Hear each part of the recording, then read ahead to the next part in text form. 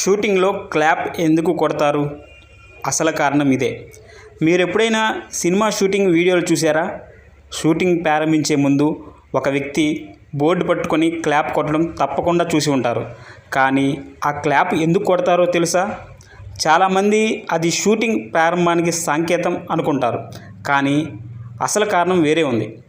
Cinema shooting సమయంలో వీడియోను ఒక కెమెరాతో, ఆడియోని మరో ప్రత్యేక పరికరంతో రికార్డ్ చేస్తారు.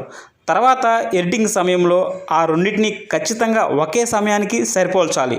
అందుకే క్లాప్ బోర్డును ఉపయోగిస్తారు. క్లాప్ కొట్టిన క్షణంలో వీడియోలో బోర్డు మూసుకుపోవడం కనిపిస్తుంది. అదే సమయంలో ఆడియోలో టాక్ అనే శబ్దం రికార్డ్ అవుతుంది. ఎడిటర్ ఈ రెండు పాయింట్లని మ్యాచ్ చేసి వీడియో, ఆడియో పర్ఫెక్ట్గా సింక్ చేస్తారు. అంతేకాదు, క్లాప్ బోర్డుపై సినిమా పేరు, scene number, shot number, take number వంటి వివరాలు కూడా ఉంటాయి.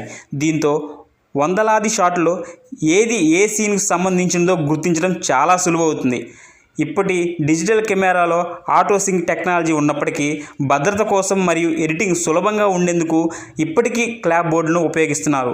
ఇప్పుడు మీకు తెలుసు కదా, సినిమా షూటింగ్లో క్లాప్ కొట్టడం స్టైల్ కోసం కాదు, ఆడియో వీడియోని ఖచ్చితంగా కలపడానికని. ఈ సమాచారం మీకు నచ్చినట్లయితే వీడియో లైక్ చేయండి, షేర్ చేయండి.